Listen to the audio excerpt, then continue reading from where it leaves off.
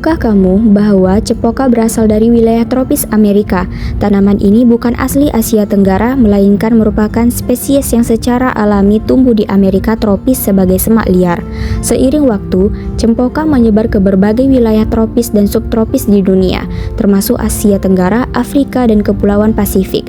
Catatan herbarium menunjukkan bahwa Solanum torfum sudah ditemukan di Jawa, Indonesia pada tahun 1802 hingga 1818. Solanum torfum berevolusi sebagai bagian dari famili Solanaceae yang berasal dari nenek moyang tropis Amerika dengan proses evolusi yang melibatkan spesiasi alopatrik dan adaptasi morfologi organ vegetatif seperti batang dan daun yang beragam, serta hibridisasi alami dengan spesies terdekat seperti Solanum melongena atau terung yang menghasilkan variasi genetik dan morfologi yang signifikan.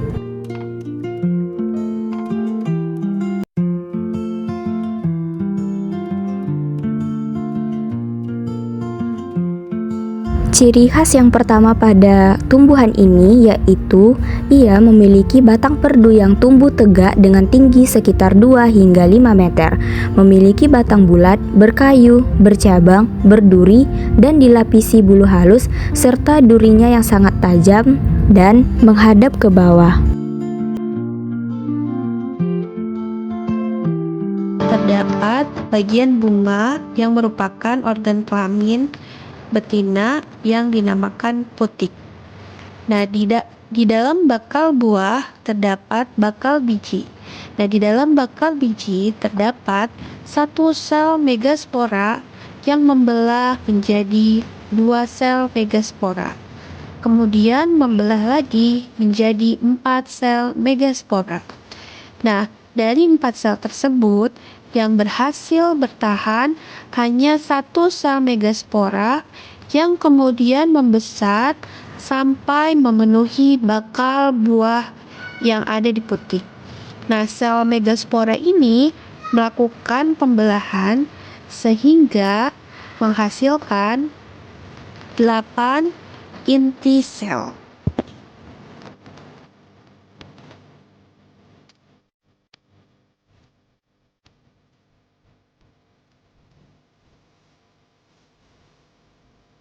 Inti sel yang sudah membelah akan bergerak ke kutub yang berlawanan 3 inti sel, dan yang 2 inti sel akan berada di tengah-tengah. 3 inti sel yang berlawanan dengan lubang mikrofil itu akan membentuk inti sel antipoda.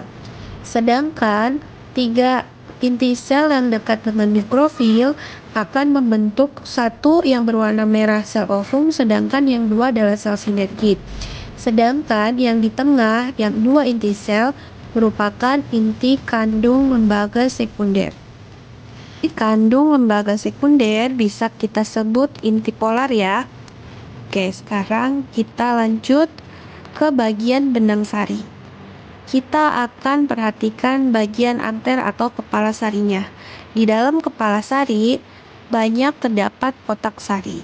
Kotak sari banyak berisi serbuk sari. Nah, serbuk sari yang sudah matang akan siap masuk ke dalam kepala putik. Nah, ini adalah proses penyerbukan, yaitu jatuhnya serbuk sari di kepala putik. Sesampainya di kepala putik, inti sel yang ada di serbuk sari yaitu ada 3, yang warna putih itu adalah inti sel vegetatif, sedangkan yang berwarna merah ada 2, yaitu inti generatif 1 dan inti generatif 2. Mereka masuk melewati yang namanya tabung polen atau tabung sari. Nah, inti sel vegetatif akan menghancurkan sel sinergit. Kemudian inti generatif 1 akan membuahi yang namanya sel ovum. Hasilnya adalah zigot. Nah, sedangkan inti sel generatif yang satu lagi akan membuahi inti kandung lembaga sekunder atau yang kita kenal sebagai inti polar. Hasilnya adalah endosperma. Endosperma inilah yang akan menjadi sumber nutrisi dari zigot. Ciri khas yang kedua berupa biji dikotil yang berasal dari kata di yang artinya dua, yang dapat kita artikan bahwa biji tanaman ini memiliki dua keping biji. Yang pertama ada kulit biji. Kulit terluar biji atau disebut testa merupakan gabungan intergumen ovul atau lapisan pelindung yang menyelimuti megasporangium pada bakal biji. Bagian yang kedua, kotiledon pada tumbuhan dikotil berjumlah dua. Fungsinya sebagai cadangan makanan yang akan digunakan oleh embrio saat proses perkecambahan. Bagian yang ketiga, plumula adalah calon tunas atau bakal batang atas pada embrio. Setelah biji berkecambah, plumula akan tumbuh menjadi daun pertama. Bagian yang keempat, radikula, merupakan calon akar pada embrio. Saat biji mulai tumbuh, radikula akan berkembang menjadi akar utama tumbuhan. Pada perkecambahannya, ia juga memiliki ciri khas, yaitu perkecambahan epigel. Muncul terlebih dahulu pembentuk akar primer, kemudian hipokotil atau ruas batang embrio di bawah kotiledon melengkung, membentuk huruf U atau loop di bawah tanah. Plumula atau tunas embrio ke atas tanah. Setelah itu, plumula berkembang menjadi tunas utama sehingga kotiledon berfungsi sebagai organ fotosintetik awal yang menyediakan energi untuk pertumbuhan selanjutnya.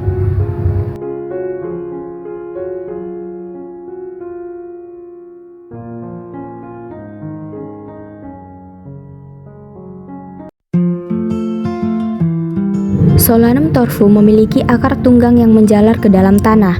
Akar utamanya berwarna kuning muda. Akar tunggang adalah jenis akar yang besar, sentral, dan dominan pada tumbuhan. Dari akar utama ini tumbuh akar-akar cabang atau lateral. Akar tunggang biasanya tumbuh lurus ke bawah, berbentuk tebal dan meruncing, serta menembus jauh ke dalam tanah. Sistem perakarannya termasuk akar tunggang yang berkembang cukup baik. Akar tanaman ini mengandung berbagai senyawa kimia bioaktif seperti alkaloid, flavonoid, triterpenoid, dan tanin. Batang tanaman ini berbentuk bulat, berkayu, dan bercabang banyak. Batang memiliki duri-duri kecil atau trikoma yang tersebar. Meskipun duri ini tidak terlalu lebat dan hanya sedikit berambut halus, berfungsi sebagai mekanisme pertahanan tanaman. Jenis trikoma tersebut ialah jenis trikoma non-glandular berbentuk stellata atau bintang, yang multiseluler dan bercabang. Trikoma ini menyerupai bintang dengan beberapa lengan, sehingga sering disebut trikoma stellata. Selain trikoma stellata, pada batang Solanum torfum juga ditemukan jenis trikoma lain seperti trikoma capitat atau berkepala. Daun Solanum torfum merupakan daun tunggal yang tersusun secara berseling pada batangnya. Artinya, setiap ruas batang hanya memiliki satu helai daun yang tumbuh bergantian di sisi kiri dan kanan batang. Bentuk daun ini cenderung bulat, dengan ukuran yang cukup besar, sekitar panjangnya 27 hingga 30 cm dan lebar 20 hingga 24 cm. Pangkal daun biasanya berbentuk bertoreh atau sedikit membulat, kadang juga agak runcing. Tapi daun bersifat rata atau entire, artinya tidak bergerigi atau berlekuk tajam. Bagian ujung daun memiliki bentuk yang meruncing atau acuminate. Pola tulang daunnya menyirip, dengan satu tulang utama yang jelas dan beberapa tulang cabang yang menyebar di sisi kiri dan kanan. Pada tulang utama ini sering ditemukan duri-duri kecil yang tersebar. Jenis durinya ialah termasuk jenis duri semu, yaitu duri yang merupakan alat tambahan yang menempel pada permukaan batang atau tangkai daun, bukan hasil modifikasi jaringan tanaman sejati seperti cabang atau akar.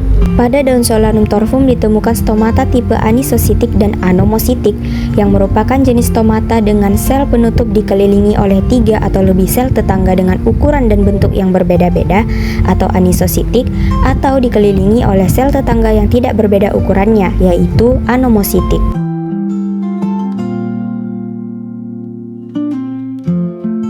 Bunga pada Solanum torfum merupakan bunga sempurna atau hermaprodit yang memiliki warna putih pada kelopaknya dengan bagian tengah bunga berwarna kuning, berbentuk bintang atau stellata dengan 5 kelopak yang runcing dan terpisah. Permukaannya ditutupi rambut-rambut halus berbentuk bintang atau trikoma stellata. Tumbuh berkelompok dalam tandan pada tangkai bunga pendek yang bercabang dan muncul di ketiak daun atau asileri. Memiliki 5 benang sari yang tersusun melingkar mengelilingi putik tunggal dengan kepala putik berwarna hijau muda. Bunga Solanum torfum memiliki tipe simetri aktinomorf atau radial simetri. Artinya, bunga dapat dibagi menjadi beberapa bagian yang sama jika dipotong melalui pusatnya dari berbagai arah. Bunga Solanum torfum memiliki kelopak dan mahkota yang berlekatan, simetri radial, serta stamen yang berjumlah sama dan berlekatan. Adapun proses penyerbukannya dengan bantuan serangga atau entomogami, di mana serangga akan hinggap pada bunga untuk menghisap nektar ketika serangga bergerak. Serbuk sari dari benang sari menempel pada tubuhnya dan kemudian terbawa ke kepala putik bunga lain ketika serangga berpindah, sehingga serbuk sari jatuh dan menempel pada kepala putik, memungkinkan terjadinya fertilisasi.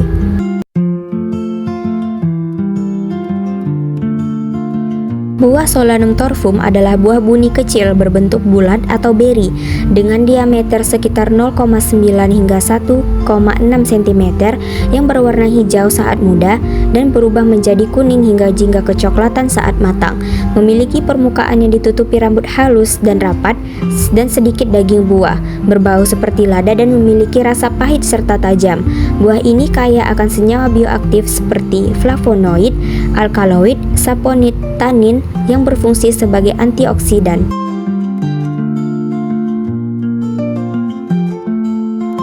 Biji tanaman Solanum torfum adalah biji yang kecil, pipih, licin dan berwarna putih kekuningan atau kuning pucat dengan panjang sekitar 1,5 hingga 2 mm. Memiliki bau seperti lada dan rasa pahit serta tajam. Biji Solanum torfum digunakan untuk memperbanyak generatif, yaitu cara memperbanyak tanaman melalui proses reproduksi seksual yang melibatkan pembuahan antara gamet jantan atau serbuk sari dan gamet betina sel telur pada organ bunga. Proses ini menghasilkan biji yang kemudian dapat ditanam untuk tumbuh menjadi tanaman baru.